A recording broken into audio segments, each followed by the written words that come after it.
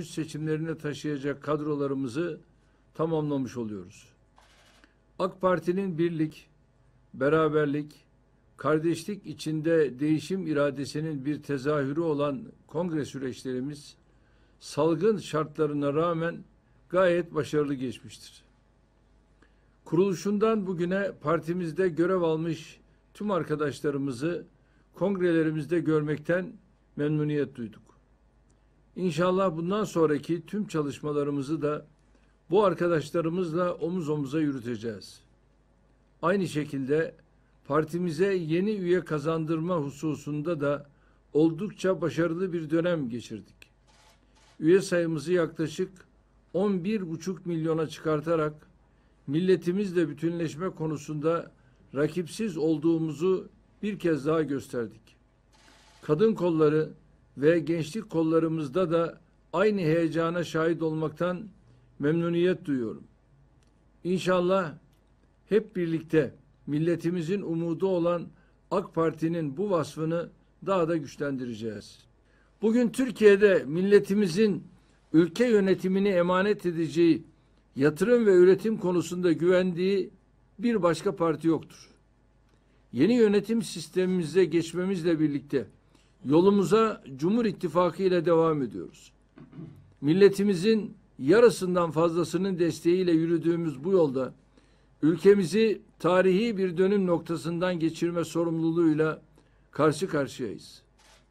Karşımızda 40 yamalı bohça misali oluşturulan ittifak şimdiden tel tel dökülmeye başladı. Biz büyük ve güçlü Türkiye hedefimiz doğrultusunda ilkeli ve gayretli bir şekilde çalışmayı sürdürdükçe inşallah milletimizden aldığımız desteği de artıracağız. Etrafında oluşturulmaya çalışılan illüzyon, her geçen gün daha da battığı taciz, tecavüz, hırsızlık, arsızlık batağında sönüp giden CHP artık kendi derdine düşmüştür. Siyasetin cilvesi olarak elbette bu partinin gerçek yüzünü göstermek, yalanlarını ve iftiralarını ortaya dökmek için kendilerini muhatap alıp cevap vermek durumunda kalabiliyoruz. Fakat emin olunuz, Türkiye'nin geleceğinde bu zihniyeti, yapısı ve üslubuyla CHP diye bir partiye yer olmadığını da şimdiden görüyoruz. İktidar yolunu vesayette, darbede, dış destekte, hatta ülkesinin başına gelecek felaketlerde gören bir anlayış elbette çökmeye mahkumdur. Ülkemize bugüne kadar kazandırılan tüm eserlere, yapılan tüm yatırımlara, geliştirilen tüm projelere karşı çıkan muhalefet anlayışının devri geride kalmıştır. CHP yıllarca bu ülkenin vatandaşlarının bir bölümünü Atatürkçülük, laiklik, demokratlık, çağdaşlık gibi değerleri kullanarak istismar etmişti. Bir süredir yaşadığımız her hadise bu partinin bölücülükte, bağnazlıkta, faşistlikte sınır tanımayan gerçek yüzünü daha belirgin şekilde ortaya çıkartıyor. Sizlerden her fırsatta CHP'ye oy veren vatandaşlarımıza bu gerçekleri hatırlatmanızı, onların içlerini kemiren rahatsızlığı harekete geçirmenizi istiyorum. Siyaseti eser ve hizmet yarışına çevirdiğimiz ölçüde başarımızı milletimize daha iyi gösterebileceğimizi asla unutmayacağız. Değerli arkadaşlar, milletimiz siyasi tercihini belirlerken geçmişte yapılanlar kadar gelecekte kendisine umut veren kadrolara ve programlara da bakar. Bir süredir yoğun bir şekilde milletimizin beklentilerine cevap verecek, geleceğini aydınlatacak reform programlarıyla kamuoyunun huzuruna çıkıyoruz.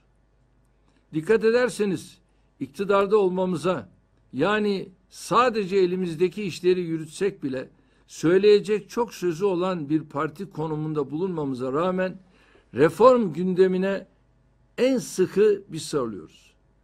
Sessiz devrimler olarak nitelendirdiğimiz nice reformlarla ülkemizin demokratik ve ekonomik çehresini tümüyle değiştiren parti biziz. Avrupa Birliği üyelik sürecini de vesile ederek milletimizin beklentisi olan hak ve özgürlükleri genişleten nice düzenlemeyi hayata geçiren de biziz. Sadece son 2-3 yılda yaptığımız reformlar dahi başlı başına bir destandır. Milletimizin 200 yıllık sancısı olan yönetim sistemi arayışlarının zirvesini oluşturan Cumhurbaşkanlığı hükümet sistemini ülkemize biz kazandırdık. Böylece Türkiye tarihinde ilk defa milli iradenin, sivil siyasetin, demokratik mekanizmaların inisiyatifiyle köklü bir yönetim sistemi değişikliğine imza atmıştır.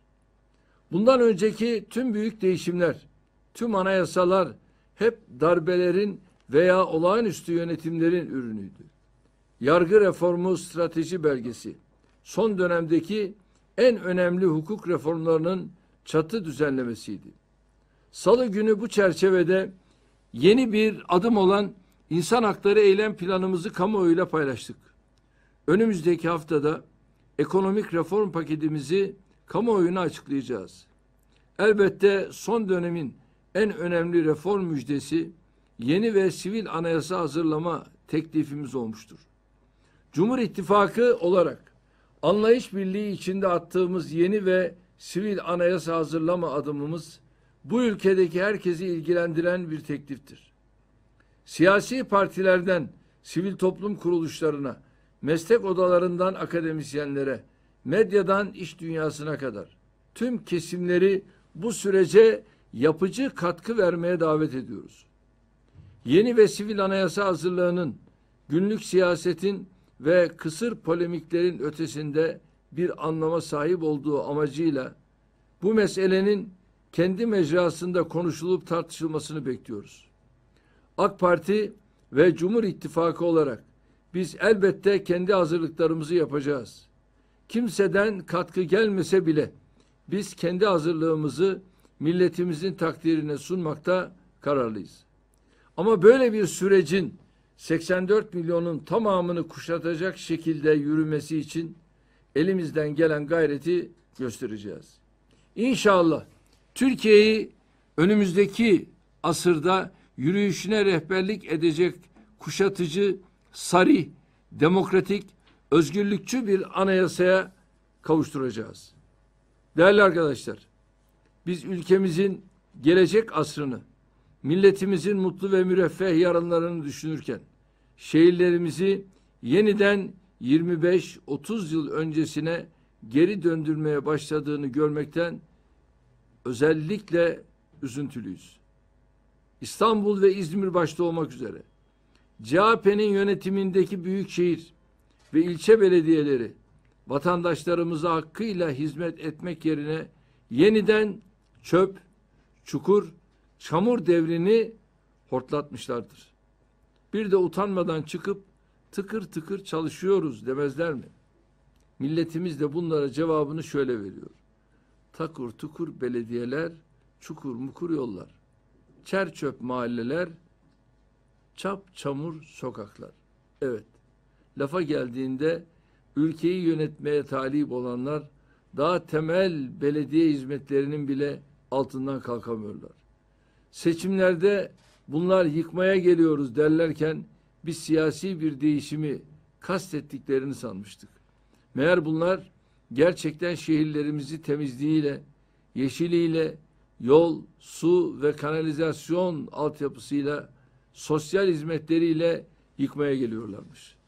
Eski Türkiye görüntüleri olan çöp dağlarının yeniden ortaya çıkması, su tankerlerinin tekrar mahallelerde görülmesi, araçlardan, çukurdan, yayaların çamurdan çıkamadığı yolların artması yıkım değil de nedir?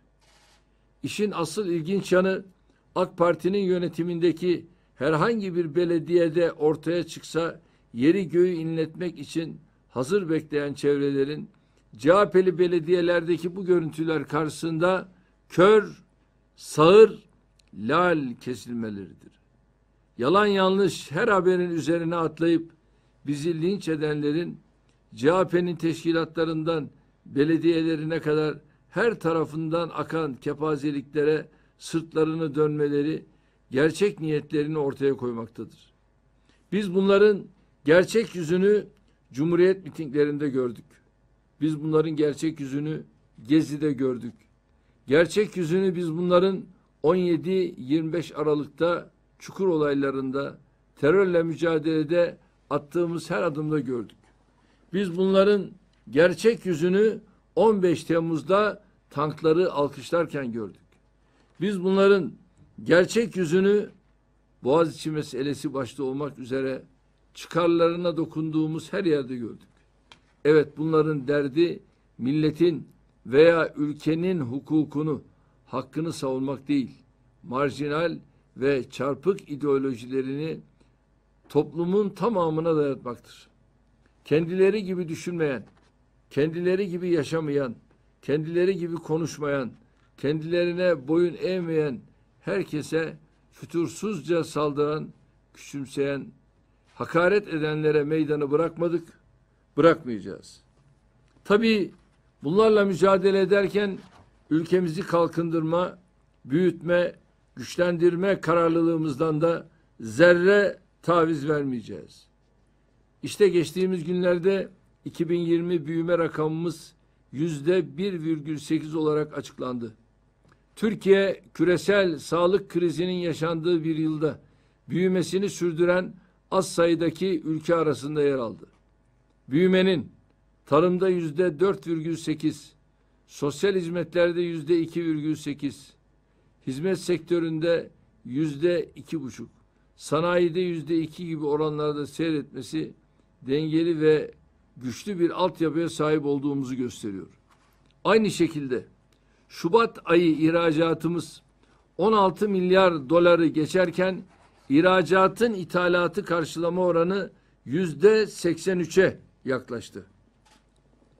Kontrollü normalleşme adımlarımızla salgın tedbirlerinin ülkemiz ekonomik ve sosyal hayatı üzerindeki olumsuz etkilerini yavaş yavaş ortadan kaldırıyoruz. Gerçi muhalefete sorsanız battık, bittik derler ama sizlerin de gördüğü gibi Türkiye gerçekten zor şartlarda başarı hikayeleri yazmaya devam ediyor. İnşallah hep birlikte omuz omuza, kalp kalbe verip ülkemizi hedeflerine ulaştıracak, milletimizi hayallerine kavuşturacağız. Bu duygularla bir kez daha sizleri sevgiyle, saygıyla selamlıyor, çalışmalarınızda başarılar diliyorum. Kalın sağlıcakla.